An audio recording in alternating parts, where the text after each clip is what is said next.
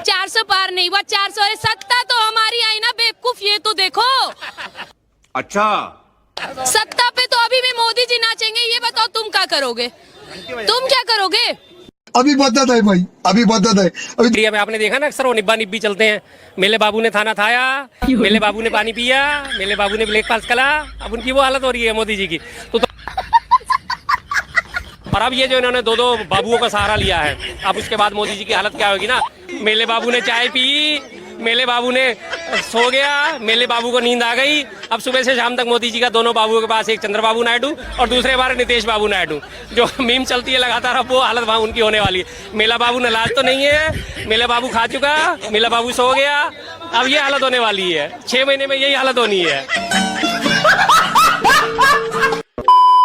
तो शायद हमें इतना बुरा नहीं लगता, लेकिन अयोध्या का जो परिणाम आया है वो कहीं ना। हेलो, हाय, नमस्ते, सत श्री अकाल, आदाब, अस्सलाम वालेकुम दोस्तों सारा दिन सड़कों पर घूमकर बक करने वाली बदबू पांडे इन दिनों खिसियानी बिल्ली बनी हुई हैं, जो कि सिर्फ खंभा नोचने का काम कर रही हैं। जब से अयोध्या चुनाव का रिजल्ट सामने आया है, तब से लेकर अब तक वो सिर्फ और सिर्फ हमारे हिंदू भाइयों को कोसने का काम कर रही हैं, उन्हें भला बुरा कह रही हैं और यहां तक कह रही हैं कि ये हमारे हिंदू भाइयों बहनों के मुंह पे एक तमाचा है। अब बताइए, ये कोई बात हुई? कल तक आप उन्हें अपना भाई कह रही थी, हिंदू राष्ट्र बना रही थी। किसे लेकर? उन्हीं हिंदू भाइयों बहनों को लेकर। तो आप उन्हीं को कोस रही हैं। दोस्तों, ऐसे इंसानों का कोई भरोसा नहीं किया जा सकता, ये कभी भी धोखा दे सकते हैं। तो दोस्तों, आज जिस वीडियो पे आप मेरा रिएक्शन देखने वाले हैं, वो वीडियो बदबू पांडे का ही है। तो आइए देखें वो क्या कह रही हैं। तो चलिए बिना देरी किए जल्दी से वीडियो को शुरू करते हैं। कई हिंदुओं के मुंह पे बहुत जोरदार का तमाचा है। जली ना, तेरी भी जली ना। और बार बार ये कहा जा रहा है कि ऐसे ही नहीं लगे 500 साल हमारे राम मंदिर को बनने में। इन हिंदुओं की वजह से आज हमारी स्थिति गर्ग में जा रही है। परिणाम देखने के बाद दिल से रोना आया। जो बात है सच्चाई बता रहे हैं। अच्छा। हमेशा जातिवाद को ऊपर रख के और इन सब चीजों को नीचे रखा है, जिसका परिणाम है आज अयोध्या का ऐसा रिजल्ट। गाना था कि जो राम को लाए हैं हम उनको लाएंगे। बड़े पिरपिरी ढर रहे थे लोगों को कि भैया राम को कैसे कोई ला सकता है, राम तो भगवान है। सुनिए, जब 1990 में आडवाणी जी का रथ यात्रा निकला था ना, तो उसका नेतृत्व करने वाले आदरणीय नरेंद्र दामोदर दास मोदी थे। इसीलिए बार बार हम ये कहते हैं कि जो राम को लाए, यानी कि जिन्होंने राम को लाने की बात सर्वप्रथम कही थी 1990 में, उनको हम लाएंगे।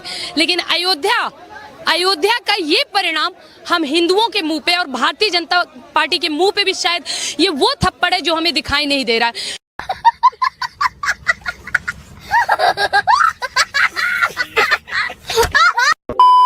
मोदी जी का पेट खराब हुआ, अब पॉलिथीन में कहीं पैखाना करके रास्ता में फेंक देंगे तो अंधभक्त क्या समझेंगे जानते हैं? कि अरे भाई है का गिरल था नहीं देखा, अरे में तो खुशबू आवा था केसर और कस्तूरी का।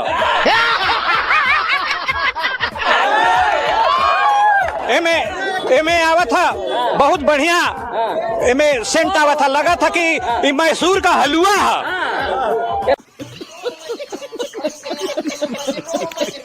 हर ताक के दू चम्मच मारू ली हाँ सर, अंधभक्तवा में का हूँ सर। अच्छा। देशभक्ति करनी है और जो देशभक्त होगा मोदी का विरोधक जरूर होगा। पूरा डंका बजा दे देश विदेश में। किसने? मोदी जी ने डंका बजाया, लेकिन आवाज थू थू की आ रही है। अब क्या होता बता देगी वो। शासन का बेटा प्रधानमंत्री बन गए हैं, जेलसी रखते हो, गरीबों का मसीहा बन गए मोदी जी। ऊपर वाला ऐसा गरीब मुझे भी बना दे जिसके 10 लाख का सूट हो, ठीक है? गरीबों का बेटा, मतलब ऐसा गरीब का बेटा है। मैं बताता हूँ मसीहा कैसे बने हैं। पहले तो इन्होंने लोगों को गरीब बनाया, फिर 5 किलो राशन दी और बोला मैं तुम्हारा मसीहा हूँ। अरे बाप रे, ये तो धोती खोल रहा है।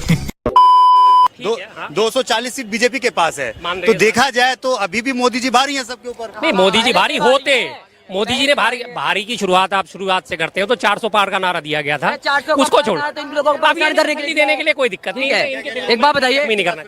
कोई मकान बनाते हैं ना, तो 50 लाख का बजट रखते हैं। अगर 50 लाख रुपए नहीं होगा तो क्या मकान बनाएंगे? नहीं, क्या छोटा मोटा तो बनेगा, लेकिन बनेगा, उसमें गुजारा होगा। और सुनिए, गुजारा होगा, धीरे धीरे वक्त आएगा ना तो भी बढ़ जाएगा। अभी समय होता है कि सीट कितनी हो गई? 317 हो गई है, वो 350 जाएगा, फिर 400 भी पार हो जाएगा। सीट हो गई है, बीजेपी को हो चुकी है ना गठबंधन में जितने भी आ रहे हैं 370 हो चुके। आप जाओ ना, एक काम को आप डाटा निकाल लो।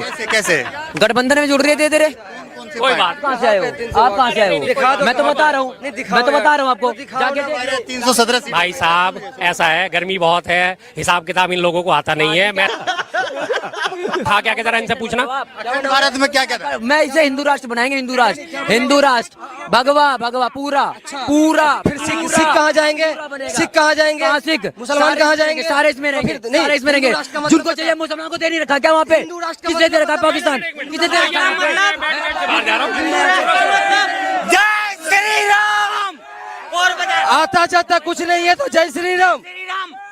तो श्री राम ने भी बाइकआउट कर दिया तुम्हें अयोध्या से, अब भी जय श्री राम कहते हो, शर्म नहीं आती क्या? नहीं।